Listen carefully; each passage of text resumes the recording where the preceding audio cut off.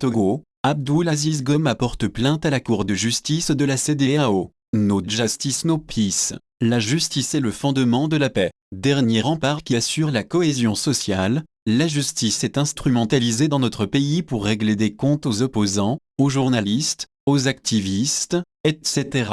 Résultante, dans les geôles de l'oppression croupissent depuis des années plusieurs dizaines d'innocents prisonniers politiques que le régime de Faure Gnassingbé rechigne à libérer. Face à l'injustice que fait subir la justice togolaise aux prisonniers politiques condamnés à mourir au bagne, la plupart ont décidé de se tourner vers les juridictions supranationales à l'instar de la Cour de justice de la CEDEAO avec l'assurance et la certitude qu'au moins à Abuja, siège de la juridiction communautaire, le droit sera dit. Il y a quelques jours, les personnes arrêtées dans l'affaire dite Tigre Revolution ont saisi la Cour de justice de la CEDEAO. L'origine de cette scabreuse affaire remonte il y a 4 ans environ. Fin novembre 2019, une trentaine de personnes, proches du Parti national panafricain, PNP, et faisant partie ensemble d'un groupe WAP, ont été interpellées et présentées aux médias, ensuite aux diplomates accrédités au Togo. À en croire le ministre de la Sécurité et de la Protection civile, Yard Amam, les personnes interpellées auraient tenté une insurrection armée baptisée Tigre Révolution qui aurait été déjouée à Lomé. Le corps du délit exposé était constitué de gris-gris et d'amulettes, des machettes et des couteaux, des tournevis, des flèches etc. Les images de ces armes blanches rouillées existent toujours sur Internet et personne, en toute sincérité, ne peut croire que ces jeunes hommes oseraient une insurrection armée face au régime le plus mal militarisé en Afrique avec de tels outils rudimentaires datant de l'âge de la pierre taillée. Ça frisait le ridicule. C'était flagrant que c'était une mise en scène grotesque. Pourtant le pouvoir avait présenté ces coupes rouillées et des fétiches comme des armes de destruction massive. Ces individus détiendraient des armes de guerre comme les LSK-47, des armes de fabrication artisanale et des armes blanches d'une extrême dangerosité. La mobilisation de combattants s'est faite à Sokodé, au Bénin et dans le Ghana. Ces différents groupes une fois à Lomé, seront renforcés par d'autres guerriers sur place, avait raconté à l'époque le directeur général de la police nationale, Yaovi Okpaoul. Selon l'association des victimes de la torture au Togo, ASVITO, des allégations de torture et des traitements cruels, inhumains ou dégradants ont été faits sur les personnes détenues au camp GIPN,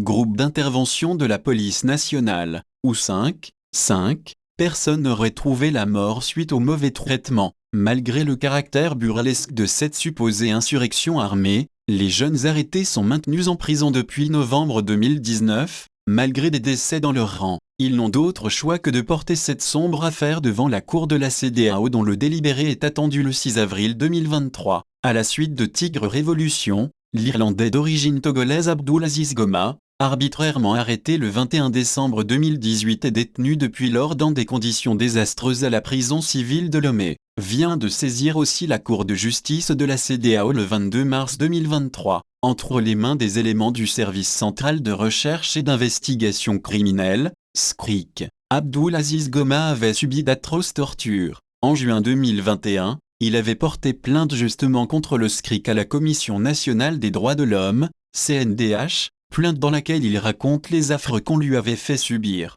Arrivé dans l'enceinte du SCRIC, nous avons directement été menottés contre la roue de leur voiture en position de stationnement sous les arbres, d'autres menottés debout contre les arbres. Moi j'étais menotté contre la roue de la voiture et allongé par terre. Les bastonnades, les coups de pied, les coups de cordelette, de matraque par-ci et par-là partout sur mon corps m'entraînant de vomissements de sang et de déchirures sur mon corps. Je me suis posé la question de savoir s'il est encore nécessaire pour moi de vivre. J'ai prié mon Créateur de m'ôter la vie que de subir tous ces traitements inhumains et cruels dont je suis victime. Je n'avais pas cessé de pousser des cris de douleur et des hurlements de douleur toute la nuit sous toutes ces peines, ces mauvais traitements inhumains et cruels et ceci durant toute la nuit, a-t-il témoigné. Mais son calvaire ne s'arrête pas là. Les agents de SCRIC aux environs de 3 heures du matin, m'avaient détaché de la route de la voiture contre laquelle j'étais menotté et m'ont attaché debout les bras autour d'un arbre, menotté. Suivirent des coups de cordelette, des coups de matraque, des coups de bâton et autres bref les mêmes traitements lorsque j'étais menotté contre la route de la voiture. Ils m'avaient frappé, bastonné jusqu'à ce que je ne m'écroule évanoui. Ils avaient dû m'arroser d'eau afin que je puisse reprendre connaissance puisqu'à ma reprise de connaissance, j'étais tout mouillé d'eau. C'était aux environs de 6 heures du matin qu'ils m'avaient détaché tout comme les autres. Ils nous avaient tous jetés dans la poussière de leur devanture, toujours menottés par derrière. Je vomissais toujours que du sang et je saignais partout sur mon corps. Malgré tout ceci, ils continuaient de nous bastonner, de nous frapper avec des matraques et même leurs fusils et nous menaçaient de tirer sur nous. Les agents de SCRIC nous assénaient des coups sur la plante des pieds pendant une très longue durée sans cesse, sur nos tibias, sur les pointes des pieds, sur les orteils, sur les pointes des doigts, des gifles sur les oreilles. C'était vraiment de la torture. Tout cela avait duré toute la matinée à la devanture du SCRIC sous le soleil ardent avant de nous ramener sous les arbres vers midi du 22 décembre 2018.